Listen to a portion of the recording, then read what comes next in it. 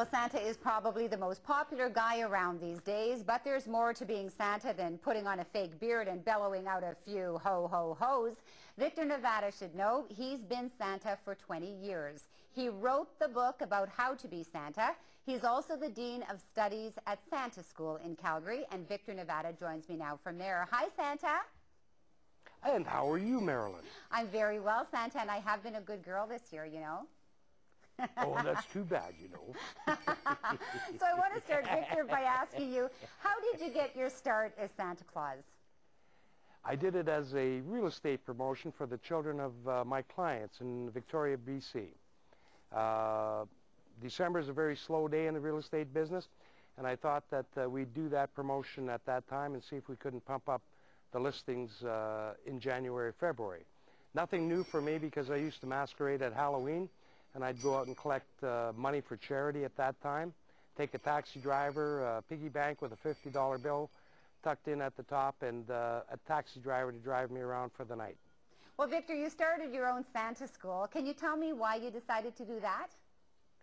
Well, what I found was happening, Marilyn, was that I was getting a lot of Santas in Calgary and surrounding area were asking where they could get costumes, props, where they could get training. How do I do this? How do I do that?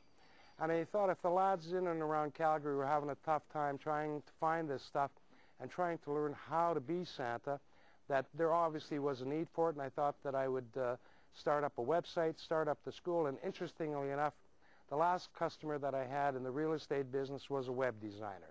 So we made a bit of a trade, he and I. Well, that seems to work for you. Can you tell me a little bit about what you teach these Santa wannabes? Oh golly, we teach we teach about Santa, the history of Christmas, Santa's history, of course. We teach voice, movement, character development, how to take a good picture. We teach costuming.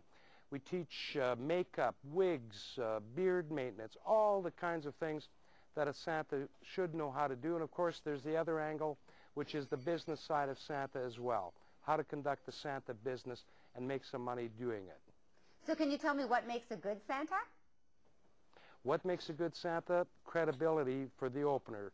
And credibility would include things like voice, movement, character development, costuming, gesture, expression, that type of thing. The other side of it, the internal thing, and sometimes that really can't be taught, is the empathy that a Santa would have as regards the public. In other words, anybody that talks to Santa when he's in costume, that person should come away from meeting Santa feeling, oh golly, they should be bouncing down the street with lightness, okay?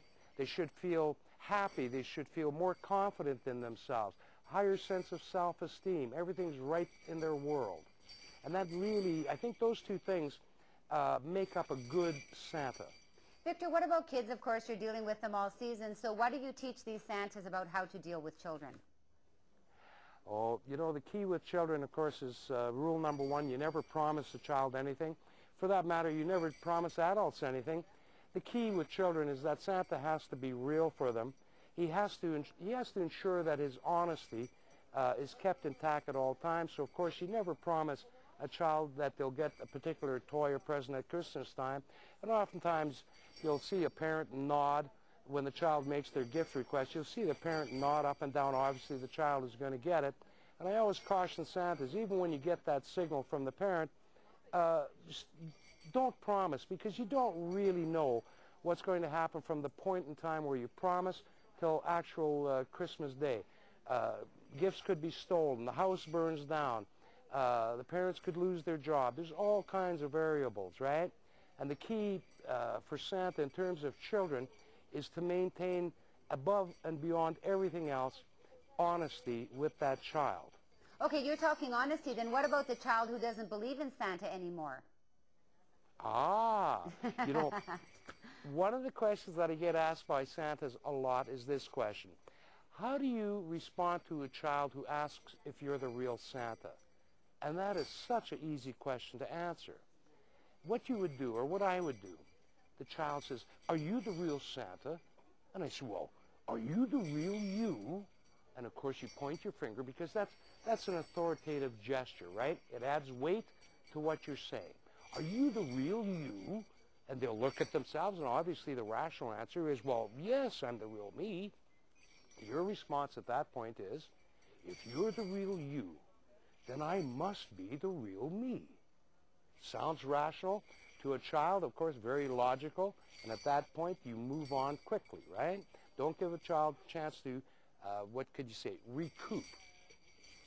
Boy, there's a lot that goes on behind it, but before we let you go, Santa, can you give me your best Yes. ho, ho, ho and wish us all a Merry Christmas?